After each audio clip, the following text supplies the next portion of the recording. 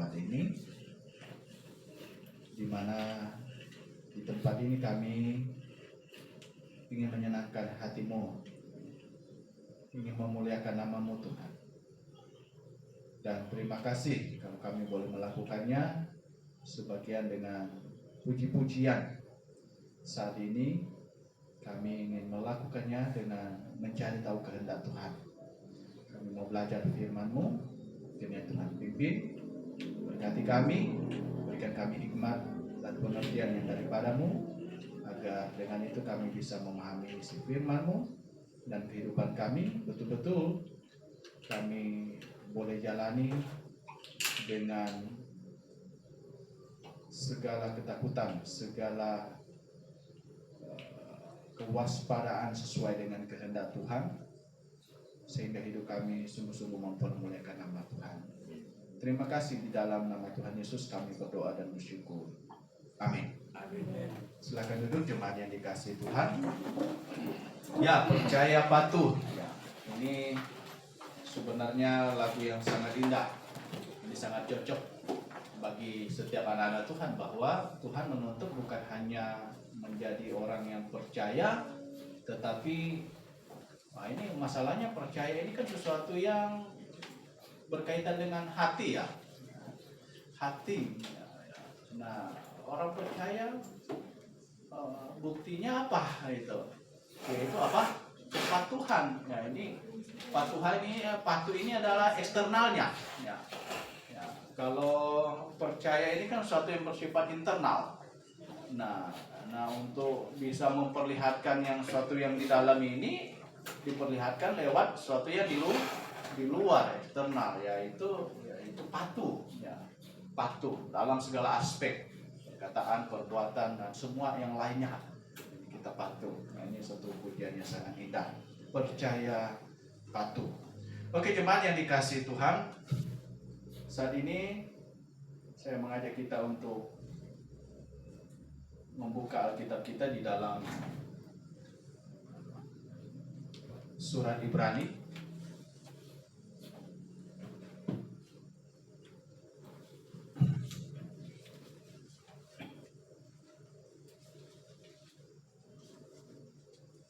Kita buka di dalam Ibrani pasal yang keempat.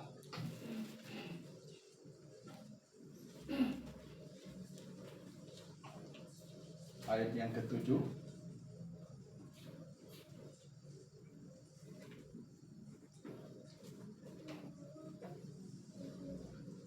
Ibrani 4 ayat yang ke-7.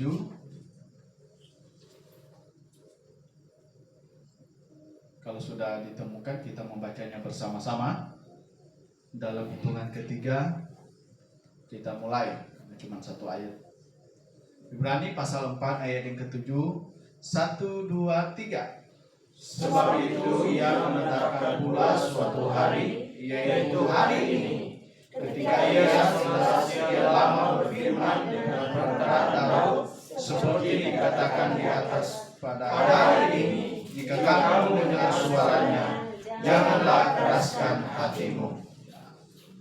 Sejauh sana pembacaan kita, dan saya akan sedikit mengintip di kitab elektronik untuk melihat perbandingannya. Dan jemaat kalau memiliki juga tidak apa-apa, dan sangat dianjurkan untuk bisa membukanya. Ibrani pasal yang keempat ayat yang ke-7. Dan jemaat yang dikasihi Tuhan, ini sebenarnya adalah satu bagian firman Tuhan yang sangat penting, sangat penting. Ya, semua kebenaran firman Tuhan penting, ya, sangat penting. Ya, tetapi jelas bahwa ada hal-hal yang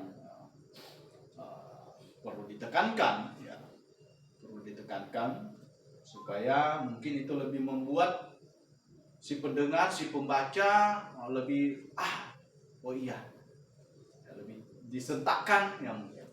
Dan saudara yang dikasihi Tuhan, firman Tuhan sini berkata bahwa sebab itu ia menetapkan pula suatu hari. Nah, menetapkan. Kata menetapkan di sini bahasa Inggrisnya di sini menarik karena limited, ya limited. Ya, kalau kita misalnya suatu benda, misalnya kayak motor, ya limited edition, berarti ini edisi terbatas, ya kan? Edisi terbatas. Misalnya mungkin dia diproduksi cuma sekian unit. Nah, jadi hanya orang-orang yang beruntung lah yang bisa dapat edisi itu, ya karena bisa kehabisan stok dan berikutnya sudah tidak diproduksi misalnya, gitu. Ini edisi terbatas, gitu. Limited. Ya, dan saudara yang dikasihi Tuhan, menarik sekali karena sebab itu ia menetapkan, ya, atau bisa mungkin ya membatasi, ya kan, pula suatu hari, yaitu hari ini, ketika ia telah sekian lama berfirman dengan perantaraan Daud seperti dikatakan di atas. Pada hari ini jika kamu mendengar suaranya, janganlah keraskan hatimu. Maksudnya apa? Maksudnya apa? Sebenarnya jemaat yang dikasihi Tuhan,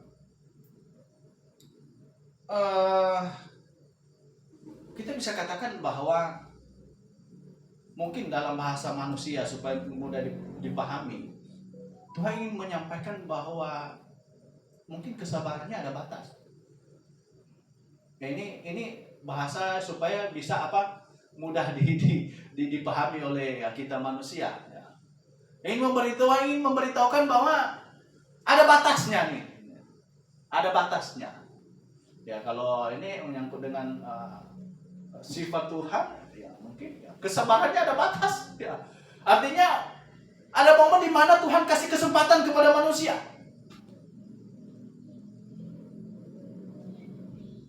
Misalnya ketika Tuhan mau menghukum Sodom dan Gomora, ya kan? Tuhan kasih kesempatan. Ya, Tuhan kasih kesempatan. Bahkan sampai ada tawar-menawar. Ya, tawar-menawar. Kalau ada 50 bagaimana? Wow, Tuhan bilang kalau begitu sampai 10 pun masih. Wah, ternyata tidak sampai 10. Dan itu sebenarnya sebenarnya Tuhan kasih kesempatan pada manusia. Dan ada banyak peristiwa dalam Alkitab sebenarnya Tuhan masih memberikan kesempatan. Firaun Tuhan kasih kesempatan, tapi dia tidak mau hiraukan. Sampai pada akhirnya Tuhan bilang, no. Oke, kalau begitu bisa dikatakan sudah habis kesempatan yang kamu miliki. Nah, saudara yang dikasihi Tuhan, sebenarnya di zaman gereja juga ini adalah kesempatan, iya kan? Kapan masa gereja selesai? Sampai Tuhan datang, rapture. Ya. Selesai. Jadi kesempatan bagi orang non-Yahudi, bagi kita bangsa-bangsa yang tak mengenal Allah, kata firman Tuhan, ya kan? Ini kesempatan untuk berlomba-lomba supaya kita menjadi tunas yang dicangkokkan. Kesempatan. Nanti kalau sudah selesai masa gereja, Tuhan akan kembali berurusan dengan keturunan Yakub, katanya, orang Yahudi. Saudara yang dikasihi Tuhan, demikian juga berbicara tentang keselamatan. Tuhan kasih kesempatan kepada siapapun itu. Makanya selalu saya sampaikan, jangan sampai kita menunggu tiga hal ini agak gaul ya. 3 hal ya. Kok begini jadi metal ya? Ya 3 hal ya. 3 hal. Tuhan memanggil kita, Tuhan datang kedua kali, Tuhan mengeraskan hati kita. Jangan sampai tunggu yang 3 ini. Ya. Anda tunda sampai Tuhan panggil Anda, sudah selesai. Tidak ada kesempatan. Karena kesempatannya selagi kita masih hidup. Kalau sudah mati, sudah tidak ada kesempatan. Tidak ada lagi orang bisa masuk surga setelah dia mati. Gitu. Maksudnya dia bisa bertobat percaya Yesus setelah dia mati. Ya. Tidak ada lagi upacara yang untuk baptis orang yang hidup untuk mewakili orang mati supaya orang mati masuk surga. Tidak ada lagi tempat yang namanya purgatori. Sehingga orang yang sekian lama ada di penyucian situ, di api penyucian nanti bisa masuk surga. Tidak ada cerita itu. Itu dongeng. Alkitab tidak memberitahukan itu, Tuhan. Itu dongeng. Kesempatan bagi manusia adalah selagi dia hidup. Dan ternyata selagi masih hidup, ini pun masih ada limited. Sampai kapan? Jangan sampai Tuhan sampai keraskan hatimu. Ya, Tuhan keraskan hati ini masih hidup atau sudah mati? Masih hidup. Firaun Tuhan keraskan hatinya selagi dia masih hidup. Bukan mati. Atau sampai Tuhan datang kedua kali. Tuhan datang kedua kali, orang percaya Tuhan sudah angkat, semua yang tertinggal, semua mereka yang tidak percaya yang tertinggal. Orang ya, apakah tidak ada peluang orang masuk surga setelah Tuhan datang kedua kali? Ya, di masa tribulasi mungkin bisa. Tetapi Tuhan bilang, masa itu lebih baik Anda tidak di situ daripada Anda berharap bisa masuk surga di masa itu. Karena itu akan menjadi masa yang sangat berat. Hari ini saja orang diajak untuk masuk surga, untuk percaya Yesus, yang mungkin dia hanya bisa meninggalkan pekerjaannya, iya kan? Atau dia mungkin rugi jabatannya, atau rugi kehilangan sebagian teman-temannya. Tetapi di masa itu bukan hanya itu saja yang dipertaruhkan. Di masa itu Anda percaya Yesus dan tidak, itu taruhannya adalah leher, kepala. Nah, kalau kehilangan dompet saja Anda sudah tidak bisa, gimana bisa kehilangan leher? Betul. Jadi jangan tunggu masa itu. Jangan ditunggu masa itu. Makanya saudara yang dikasihi Tuhan, limited kesempatannya. Tuhan katakan di sini, sebab itu Ia menetapkan pula suatu hari, yaitu hari ini. Tuhan ingin berkata, kalau Anda bisa ambil keputusan hari ini, ngapain ditunda-tunda? Itu maksudnya. Kan selalu kan jadi ini kan ya, namanya kesempatan enggak kedua kali katanya. Ya, sampai ada namanya penyesalan selalu di belakang bukan di depan, ya kan?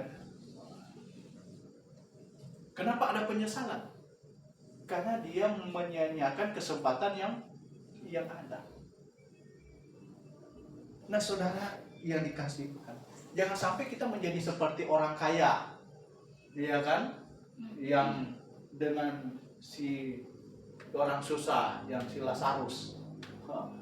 Orang kaya yang aduh ternyata begini, menyesal sampai dia minta Abraham, nih kalau bisa suruhlah si Lazarus pergi injili keluarga saya. Abraham bilang udah tidak bisa. Sama mereka ada kok berita Injil yang nanti mereka dengar. Tidak perlu orang yang sudah mati pergi. Nah, saudara yang dikasihi Tuhan, kesempatan kita. Ya, kalau dalam Efesus pasal 5 katanya pergunakanlah waktu yang ada, pergunakanlah waktumu. Ya, meskipun dalam bahasa Yunaninya sebenarnya lebih ada tebuslah waktumu. Ya, tebuslah waktumu. Tuhan ingin kita mempergunakan kesempatan itu sebaik-baiknya. Nah, kalau kita ditawarkan kesempatan itu hari ini, saat ini, Anda perlu mempertimbangkan, masihkah saya besok punya kesempatan yang sama? Masihkah kesabaran Tuhan tersedia untuk besok, untuk saya? Atau jangan-jangan saya sudah hari ini limitnya, batasnya? Atau jangan-jangan saya adalah edisi yang paling terakhir? Saudara, karena Tuhan bilang, masa jemaat itu akan selesai sampai jumlah yang masuk penuh. Jangan-jangan saya yang paling terakhir untuk memenuhi tempat itu. Betul enggak? Kita nggak dikasih tahu jumlah yang sudah ada berapa sekarang. Dan penuhnya itu ada berapa. Nggak dikasih tahu. Tuhan yang bilang sampai jumlah itu penuh. Tuhan nggak kasih tahu penuhnya 150. Apa saja. Atau ke 150 lantas kita tahu yang sekarang sudah ada. Oh, sudah ada 145 misalnya. Oh, berarti tinggal 5 nih. Kita nggak dikasih tahu jumlahnya. Harap-harap masih banyak. Ternyata saya ada yang paling terakhir. Terus saya sia-siakan. Ya sudah, habis tiketnya. Saudara yang dikasih, itu sebabnya kebenaran itu berbondong-bondong. Tuhan sampai memotivasi. Tuhan sampai bilang, ladang-ladang telah menguning, namun pekerja sedikit. Menguning. Ya kalau ladang sudah kuning, yang kerja apa? Santai enggak? Ya enggak mungkin bisa santai. Busuk nanti itu ladang. Ya, kalau pisangnya sudah kuning semua, terus kita nantilah minggu depan kemari, ya masih mendingan kalau dia busuk. Jangan-jangan sudah dihajar sama kelelawar. Enggak mungkin. Kita harus benar-benar. Kenapa? Ya, karena waktunya sudah semakin sedikit, kesempatan makin sedikit. Nah, kalau kita menyadari kesempatan itu semakin sedikit dan kita mengulur-ulur, ya, kita sudah dengar kebenaran demi kebenaran seperti yang sudah disampaikan di sini. Sebab itu Ia menetapkan pula suatu hari, yaitu hari ini ketika Ia telah sekian lama berfirman dengan perantaraan Daud seperti dikatakan di atas. Pada hari ini jika kamu mendengar suaranya, janganlah keraskan hatimu. Waduh, saya pikir di tempat ini kalau jemaat tidak pernah dengar suara Tuhan, sudah terlalu. Jangan pikir dengar suara Tuhan terus nanti Tuhan datang bisik ketika Anda tidur atau bukan. Firman Tuhan. Anda duduk di sini mendengarkan suara Tuhan, dikhotbahkan. Alkitab, suara Tuhan berulang-ulang disampaikan. Berulang-ulang di tempat ini disampaikan bahwa orang berdosa tidak mungkin bisa masuk surga dengan usahanya. Berulang-ulang disampaikan bahwa firman Tuhan menyatakan orang masuk surga hanya bisa kalau dosanya diselesaikan. Dan satu-satunya cara penyelesaian dosa adalah penghukuman. Dan penghukuman itu adalah hukuman mati. Tidak ada cara lain. Dan orang yang bisa masuk surga adalah kalau menyadari dosanya sudah diselesaikan, hidup lamanya sudah dihukumkan. Di dalam siapa? Di dalam Yesus Kristus. Dan dia perlu mengakui itu. Dia perlu menerima Yesus telah mati untuknya. Yesus telah mengambil posisinya sebagai orang berdosa. Yesus telah dihukumkan di atas kayu salib karena dosanya. Dan dia perlu janji untuk hidup bagi Tuhan. Hidup menggantikan hidupnya Yesus di dunia ini. Hidup yang menjauhi dosa. Hidup yang sudah menyesali dan janji untuk tidak mau lagi hidup seperti kehidupan yang lama lagi. Meninggalkan semua cara hidup yang lama. Termasuk egoisme. Termasuk kesombongan, termasuk semua yang lain yang bersifat negatif, yang tidak sesuai dengan kehendak Tuhan. Saudara, dan Tuhan bilang, itu perlu diambil keputusan selagi masih dikatakan hari ini. Jangan ditunda-tunda. Jangan sampai Hati kita istilah luar sana kan sampai jadi hati gabah. Saya dulunya nggak tahu hati gabah ya bagaimana sih. Pas orang tua kebetulan satu kali dia beli hati B2 ya kan. Ada satunya yang cukup padat ya kan, yang padat. Yang satunya kayak ada hitam-hitamnya, ada merahnya, terus ada hitam-hitamnya. Nah itu mereka bilang hati gabah gitu. Hati gabah. Kelihatannya itu hatinya itu nggak sehat gitu. Ya. Saudara, Tuhan katakan, selagi dikatakan hari ini, jangan tunggu. Kita tunggu esok. Masih ada besok kok. Saya nanti menyesal besok aja lah. Saya nanti berubah besok aja lah. Mana tahu kita pulang melangkah di luar, jatuh dari tangga, blok. Habis, finish. Nggak sampai besok. Atau jangan-jangan kita masih sementara khotbah, mungkin belum amin, Tuhan sudah datang. Kok tinggal saya sendiri yang duduk di sini? Yang lainnya pada kemana? Ternyata sudah terangkat. Ya sudah. Atau mau tunggu Tuhan keraskan hati. Mungkin duduk-duduk di sini ada, tapi orang nada bilang keluar kanan, masuk kanan, keluar kiri. Udah tidak mempan. Kenapa? Hatinya sudah membatu. Sudah jadi keras. Mental. Kalau masuk kanan keluar kiri ini tembus ya.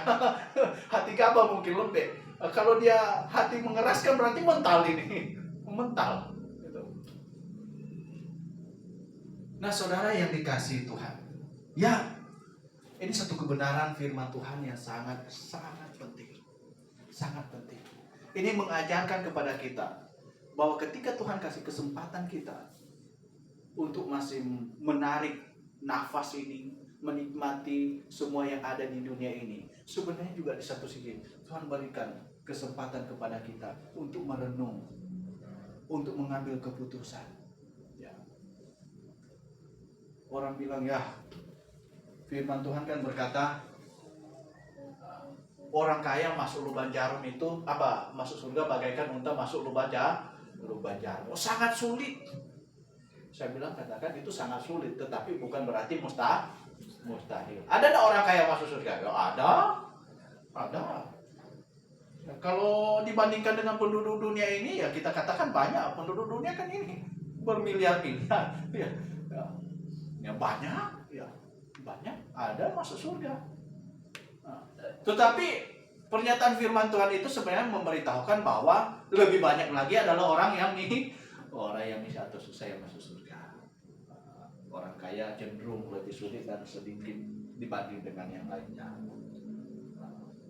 Tetapi saudara yang dikasihi Tuhan, bukan berarti bahwa orang kaya tidak ada yang masuk surga.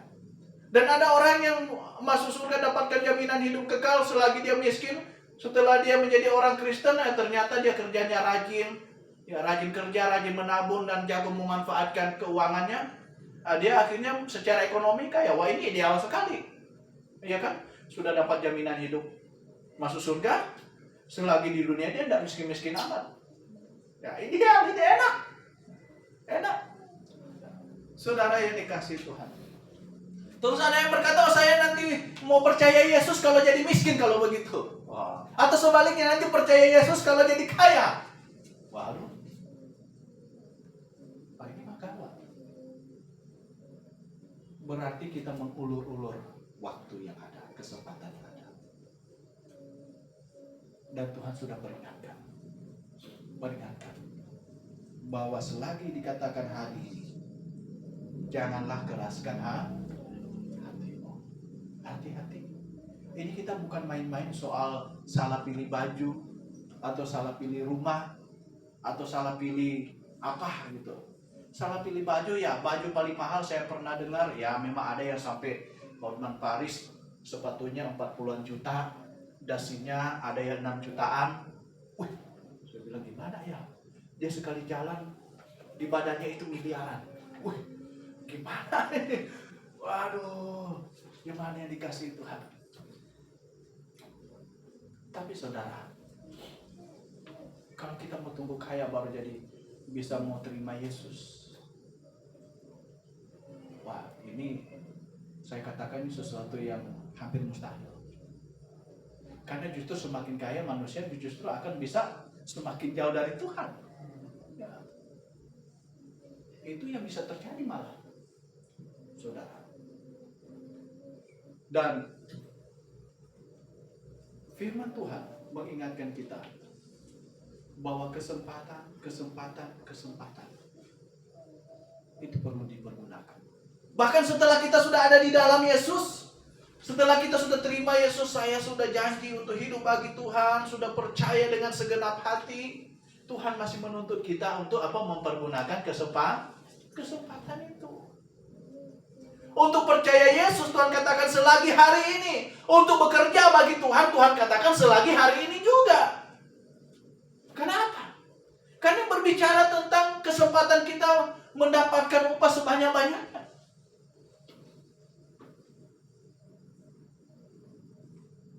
Saudara, Tuhan bilang apa? Kerjakanlah keselamatanmu. Ya, ini berbicara orang yang sudah diselamatkan, hidup, beraktivitas, bekerja untuk Tuhan. Nah, kalau kesempatannya sudah sedikit, ya berarti apa yang dia bisa lakukan hanya sedikit. Nah, selagi kita memiliki kesempatan, mari kita pergunakan. Kita punya kesempatan untuk menginjil orang sebanyak-banyaknya. Di Manado masih bebas, ya kan? Sulawesi Utara ini, waduh, di Kupang sana, penginjil Markus sudah hampir diparang sementara tidur. Ya. Kalau dia tidak cepat buka mata, sudah langsung terpisah dia punya leher, kepala dengan badan. Lagi tidur, orang datang golok dia. Wih, cuma gara-gara apa? Orang itu tidak terima keluarganya ada yang dibaptis. Asli mereka begitu semangat. Wah, kita di sini ya kalau cuma diludah sih nggak ada apa-apanya. Masih punya kesempatan. Saudara yang dikasih Tuhan, bahkan itu untuk keluar, kita masih punya kesempatan untuk berbenah diri. Bahkan selagi hari ini, kalau Tuhan tuntut kita berubah, memperbaiki hari ini, ngapain tunggu-tunggu? Karena sebenarnya satu hal ini hal yang sejalan. Ketika kita berkata bahwa saya adalah orang yang sudah diselamatkan, saya percaya Yesus. Sebenarnya saat itu juga kita punya komitmen serentak sebenarnya bahwa saya mau hidup bagi Tuhan. Makanya katakan, percaya dan bertobat ini dua hal yang berbeda, tetapi dua hal ini tidak bisa dipisah. Ini bagaikan koin dengan kedua sisinya. Angka dan lambang burung Garuda. Kalau dipisah ini bukan duit. Nah, ketika kita percaya Yesus, berarti saat itu juga kita berkata bahwa saya bertobat, janji untuk hidup bagi Tuhan. Nah, ini dua hal yang berjalan beriringan. Ada yang percaya mana Pak duluan? Percaya atau bertobat? Saya bilang tidak bisa mana yang duluan. Karena pertobatan itu satu penyesalan, menyesali semua yang lama.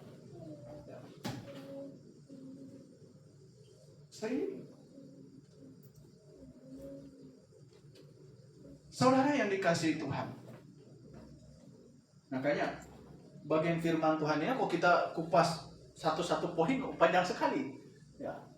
Ini hanya secara garis umumnya saja, secara umum saya sampaikan.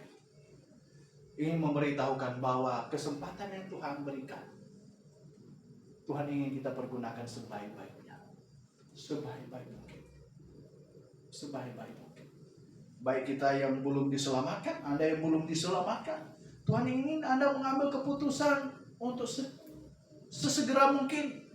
Kalau dikatakan hari ini Anda dituntut Tuhan untuk percaya, untuk bertobat, ambil keputusan saat ini juga.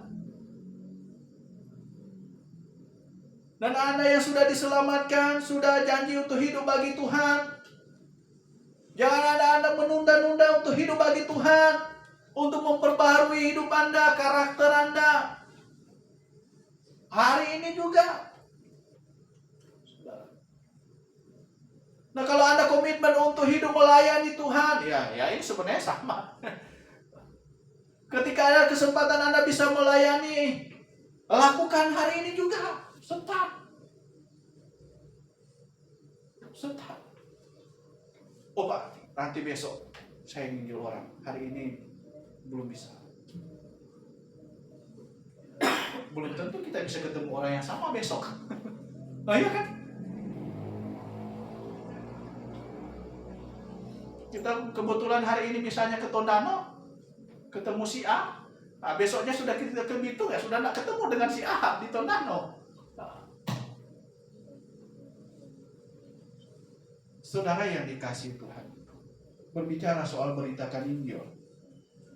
Wow, saya pergumulan waktu orang tua saya masih hidup itu pergumulan berat sekali. Itu kesempatan dipakai untuk beritakan Injil. Kadang istri saya bilang, jangan cerita yang lain, beritakan Injil, beritakan Injil. Dalam pikiran saya, kalau setiap ngomong dengan dia beritakan Injil juga, ini ya, tapi ya itu memberitahukan bahwa lewat istri saya Tuhan sampaikan bahwa pergunakan kesempatan yang ada. Saudara, dan akhirnya sampai mama saya pergi, saya tidak sama-sama dengan dia. Ya. Coba bayangkan kalau saya belum pernah sama sekali beritakan Injil ke dia, betapa bersalahnya ini hidup, ini diri. Wow, saudara yang dikasihi Tuhan. Oleh sebab itu Tuhan katakan, selagi dikatakan hari ini, jangan pernah kita menunda. Jangan pernah. Kita tidak tahu kapan Tuhan datang. Kita tidak tahu kapan Tuhan keraskan hati kita. Dan kita tidak tahu kapan Tuhan akan memanggil kita. Kita tidak tahu. Kalau Tuhan sudah kasih kisi-kisinya masih lebih enak. Ya, mengenai kedatangan Tuhan, Tuhan cukup kasih kisi-kisi. Dia datang seperti pencuri katanya, ya kan? Dan lain sebagainya, dan begitu banyak kisi-kisinya. Tetapi yang mengeraskan hati, siapa yang tahu kisi-kisinya? Yang Tuhan memanggil kita, siapa yang tahu kisi-kisinya? Ada yang berkata, oh sudah sakit-sakitan. Saya sudah 2 kali menyaksikan orang yang sakit-sakitan, malah orang yang jaga orang sakit ulang pergi. Ada yang di dekat rumah mama saya, sampai sekarang ibunya masih ada. Dari dulu ibunya sudah sakit parah, kalau tidak salah sampai sudah cuci darah. Malah suaminya yang jaga-jaga dia sudah lama meninggal. 3-4 tahun yang lalu kalau tidak salah. Ibunya masih ada sampai sekarang. Kemarin malah rayakan ulang tahun. Kesempatan.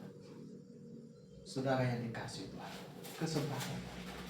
Ini bukan berbicara tentang hal yang Anda salah pilih rumah, saya sudah sampaikan tadi. Oke, kurang strategis. Anda tinggal memikirkan gimana mau dijual lagi atau mau dikontrakan dan cari tempat yang baru lagi. Selesai. Anda salah pilih baju, ya tadi saya singgung, ya, pengacara kondang ya semahal-mahalnya, setidaknya dia masih bisa beli lagi. Atau salah pilih mobil, ya masih bisa dijual dan cari yang lain lagi. Tapi kalau Anda menunda-nunda dan sampai pada satu keputusan yang salah, ini tidak ada obat. Dalam kitab Amsal dikatakan ada jalan disangka orang lurus tapi ujungnya menuju maut. Tuhan tidak dikatakan bahwa di ujungnya bisa muter balik. Tidak dikatakan. Di ujung menuju maut sudah tidak bisa muter balik. Tidak bisa. Nah, kalau sudah di ujung, kita baru sadar bahwa saya menyesal, saya tidak pergunakan kesempatan. Saya sudah terlanjur. Ini penyesalan Anda seumur hidup. Dan itu tidak akan mengubah keadaan Anda. Saya katakan. Sudah terlambat. Lebih awal. Selagi dikatakan hari ini, segera ambil keputusan. Kata firman Tuhan di sini. Ya. Pada hari ini jika kamu mendengar suaranya, janganlah keraskan hatimu. Anda merenungkannya, Anda komitmen sama Tuhan, Anda perlu berdoa dengan sungguh-sungguh. Tuhan, saya ingin mempergunakan kesempatan yang ada. Saya tahu kalau saya melewatkan itu semua, saya mungkin bisa menjadi orang yang terhilang. Saya mungkin akan berakhir dalam penghukuman. Atau saya mungkin sekurang-kurangnya akan kehilangan kesempatan untuk mendapatkan upah yang lebih banyak daripada Tuhan. Pergunakan kesempatanmu selagi dikatakan hari ini. Amin. Kita berdoa. Bapa di surga, kami bersyukur untuk firman-Mu. Tolong kami agar kami bisa merenungkannya dengan sungguh-sungguh Tuhan, sehingga kami bisa melihat betapa berharganya kesempatan yang Tuhan berikan kepada kami, dan kami perlu mempergunakan itu dengan sebaik-baiknya. Jangan sampai kami menunda, jangan sampai bahkan kami terlebih mengabaikan, tapi kami sungguh-sungguh bisa mempergunakannya, sehingga hidup kami menjadi orang yang sangat beruntung. Hidup kami menjadi hidup yang mulia di hadapan Tuhan, dan kami bisa sungguh-sungguh menjadi anak-anak Tuhan yang menyenangkan hati-Mu. Terima kasih, di dalam nama Tuhan Yesus kami berdoa dan bersyukur. Amin.